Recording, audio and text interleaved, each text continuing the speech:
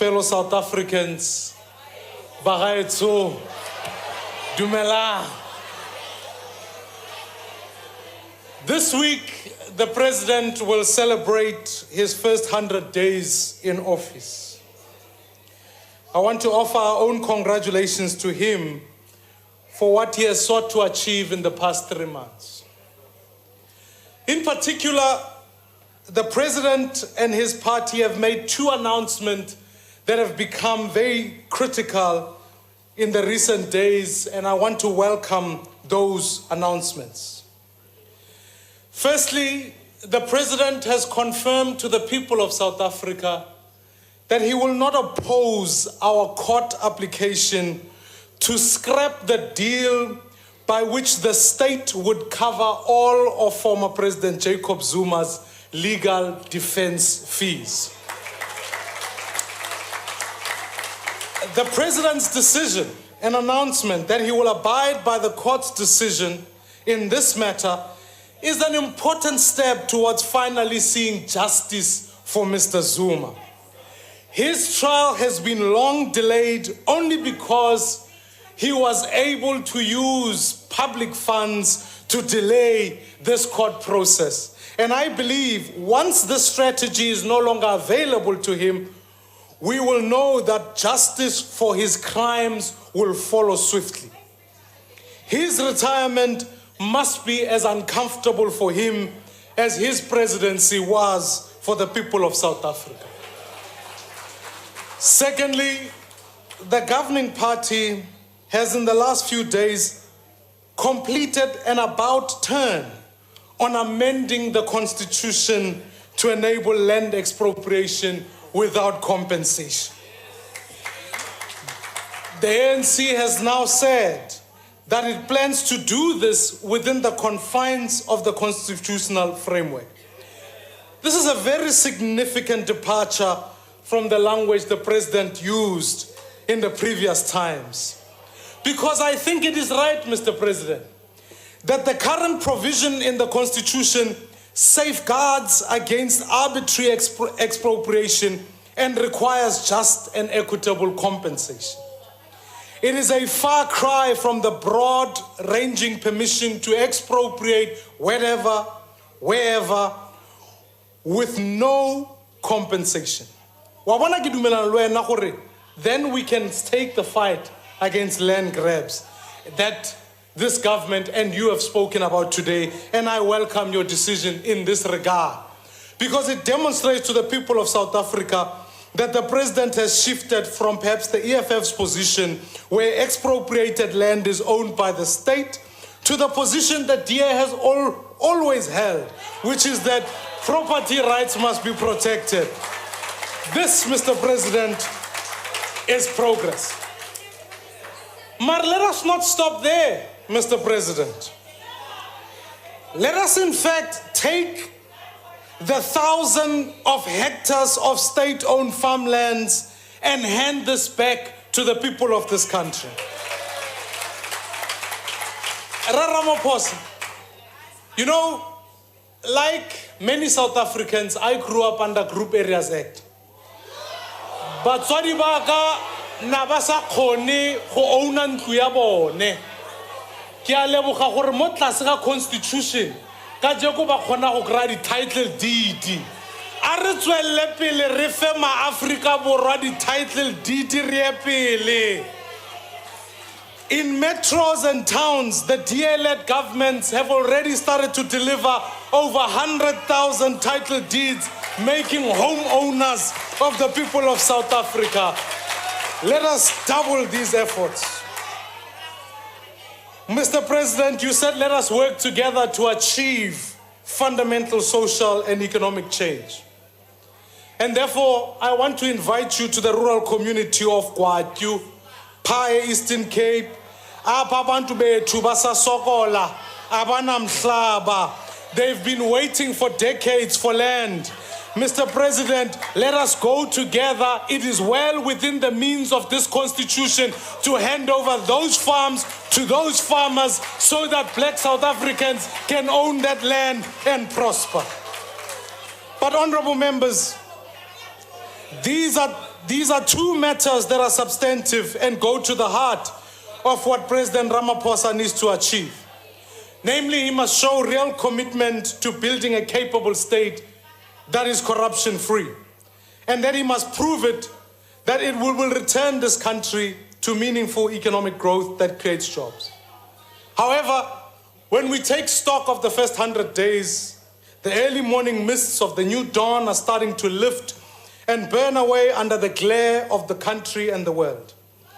Given, in fact, how we suffered under the presidency of Jacob Zuma, it is understandable that for some time, the country gave the new president ample benefit of doubt. But now, in the harsh light of day, the conferences, the summits, the talk shops, the PR launches simply won't cut it. Too many of our people in South Africa are unemployed. Millions more wait who are unemployed and are insecure. They work in jobs that are insecure and inconsistent. What we need, fellow South Africans, is real, is urgent, is demonstrable change. If we want to rebuild our country, it needs a new agenda.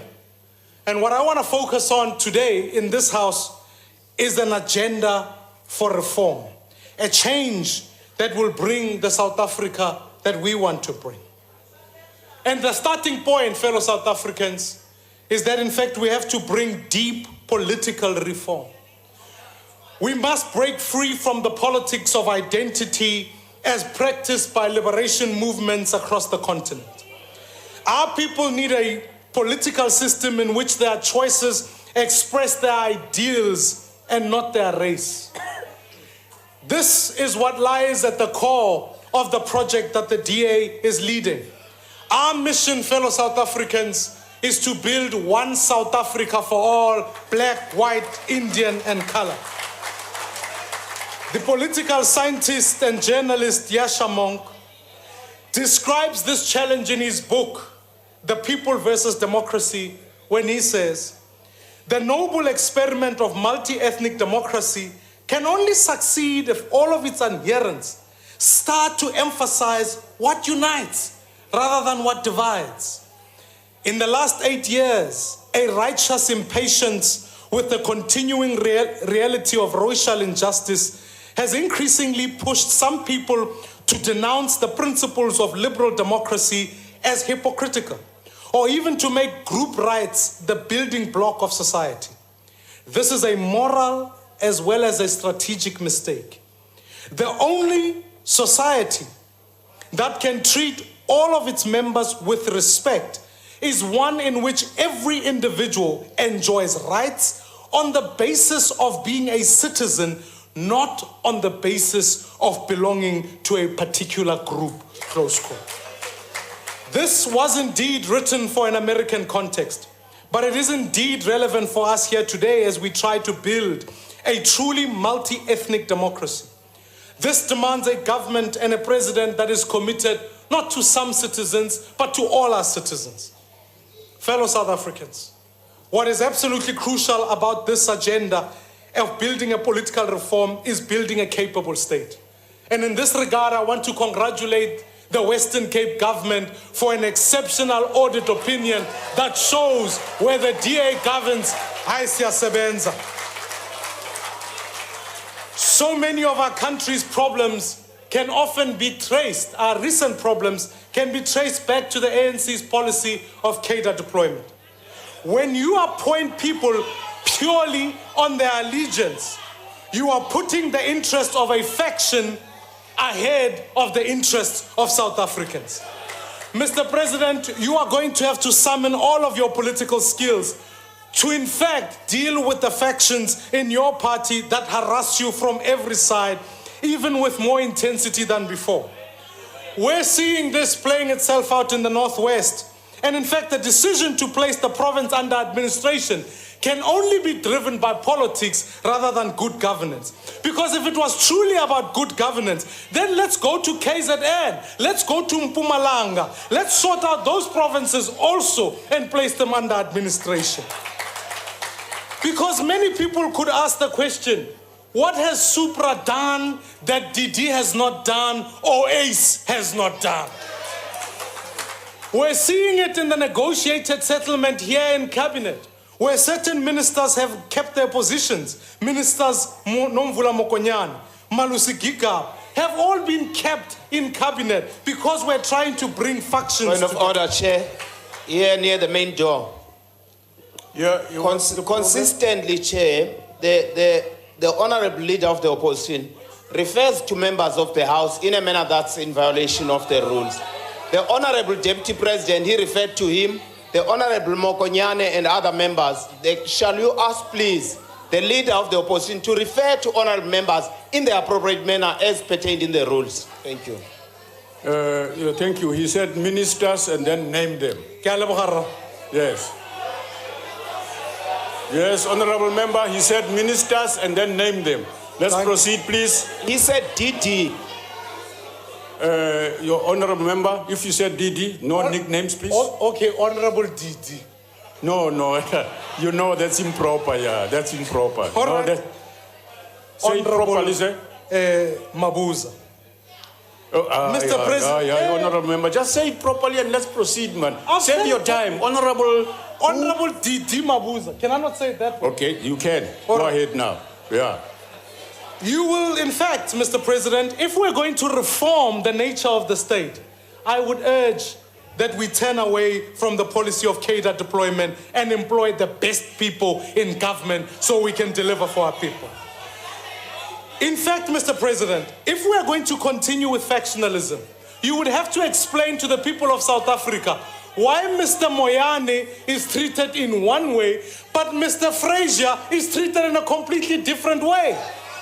Instead of putting Mr. Fraser in a corner cell, you've given him a corner office at the Department of Correctional Services. Mr. President, equally so, if we are serious about dealing with state capture, we have to deal with all the people who are involved, and I would urge to start with Mr. Magashule, who cannot go unpunished, and those who are responsible must be held accountable. Bagaitsu, we have to cut out all of these out of government. And in fact, we must ensure that if we're serious about dealing with this, let us deal with people who are involved in state capture like Ace Magashule. Honorable members, let us take a leaf. You see, in the DA, we don't speak, we just act. And therefore, already you can see Mayor Mashaba has already uncovered over 15 billion rands of corruption in Johannesburg. Let the NPA investigate. You will see half the ANC cadres there will end up in jail. But secondly, honorable members, we need sweeping economic reforms. We need a president that grasps the full scope of our challenge in our country if we're going to overcome it. Because it is indeed a big challenge. The latest labor force tells us that today a staggering 9.5 million South Africans are without work. That's 264,000 more than the previous quarter. When it comes to South Africans under the age of 24, the unemployment rate has moved up to 66%. 2/3, fellow South Africans, of our young people cannot find work. And we're not preparing them for the world of work either. 78% of our grade 4 children cannot read for meaning. Barely 10 years old, we've already failed these young citizens. Over the past decade, our foreign direct investment has plummeted and our national debt has skyrocketed. These are problems that define our nation today. This is what our president ought to be focusing on. President Ramaphosa has the advantage of following in the footsteps of the very worst the ANC has had to offer our country. Simply reversing some of Mr. Zuma's worst mistakes, like appointing new boards at Eskom, PRASA, and Transnet, is correctly welcomed, but I urge you to say it won't be enough. Make no mistake, I welcome these new boards and our embattled SOEs. But Mr. President, instead of changing boards, we should be bringing about real reform. We should begin, in fact, by selling off some of these SOEs. It is very clear that SAA is a fiscal risk, Mr. President, and yet you continue in your government to ask poor South Africans to fund it by paying more for their food, paying more for their transport, increasing VAT. Why don't you cut VAT instead of clipping, and rather clip the wings of SAA by selling it off, Mr. President? We need to be serious about living within our means so that when we look at our bloated cabinet and our very expensive administration, the word in town should be half of the cabinet must go and half of the administration must be clear. We need to be honest about what does and doesn't work if we're going to grow our economy and opening up opportunities for our people. Let's recognize that, in fact, we need national government to step aside and let our cities be the drivers of economic growth. Let's explore every avenue of getting young people into jobs, including, Mr. President, and I'd like to propose that we adopt a national civilian year. A year where young people can be able to get a year of work, of internship in key government departments and in private sector, so that our young people can have the dignity of work. Mr. President, I would urge, as a meaningful step towards redress, let's introduce a Jobs and Justice Fund. A fund where new entrants can get a foothold into the economy. This would demonstrate real redress, allowing the new miner, the new farmer, the new business owner to get a foot in the door, not just those who are politically connected at the top. I, honorable members, want to say this. If we simply tinker with existing policy, we will not turn this ship around. We need comprehensive economic reform. Thirdly, Mr. President, I'd urge that we speak for all the people in all the languages that bring us together. We seem to be unable to bring mature discussions about how to deal with the legacies of our past in a way that does not split us up by race and turn us against each other. We've become our country so ruled by our past that we simply cannot envisage a future, never mind achieve it. We are actually a victim of a failing liberation movement that has no choice but to cling on to the past because it has no credible plan for tomorrow. Every big conversation that we have today is about what has brought us here and not where we're going. I want to urge that we need to look to tomorrow. We need to bring solutions that are offered rather than that unite us as a people, rather than those who divide us. We need to bring solutions that bring us together. Fellow South Africans, we are constantly being told that there must be losers for others to win. We are told that the advancement of economic opportunity in South Africa is a zero-sum game.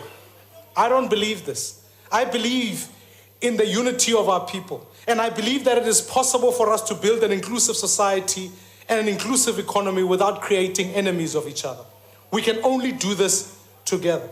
And our president, we ought to be obsessed about the future and make boldly a case for one South Africa for all, born out of our values of freedom, of fairness, and of opportunity, and building a diverse society.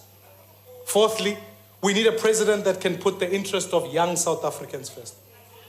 There is, in fact, no greater shame to every member of this House than our country's dismal public education. It should haunt our thoughts every day.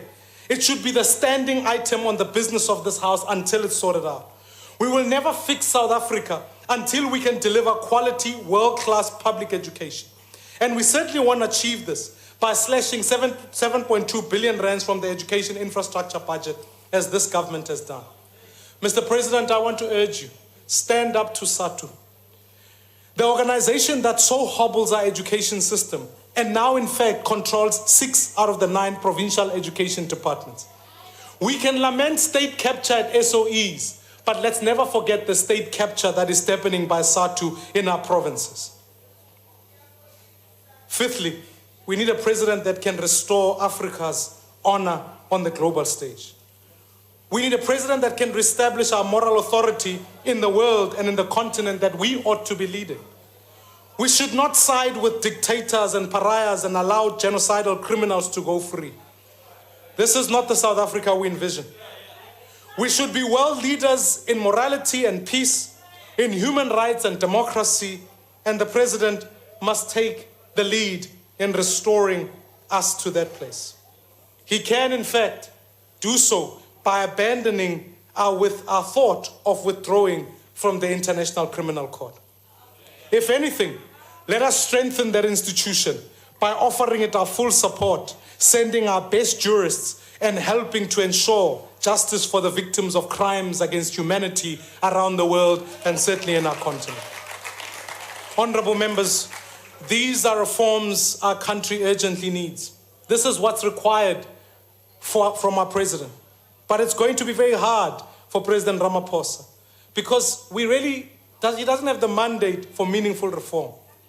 We maybe have room for tinkering, but we need deliberate reform.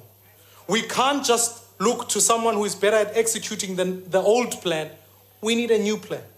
We need a president that is bold enough to lead our country out of this perilous situation we're in. Time will tell if our president can do this. Time will tell if we have a president who will deliver real change, or if we simply have a slightly more presentable version of the old one. If we want to help serve our people who put us in this house with their votes, we have to start treating their future as our number one priority.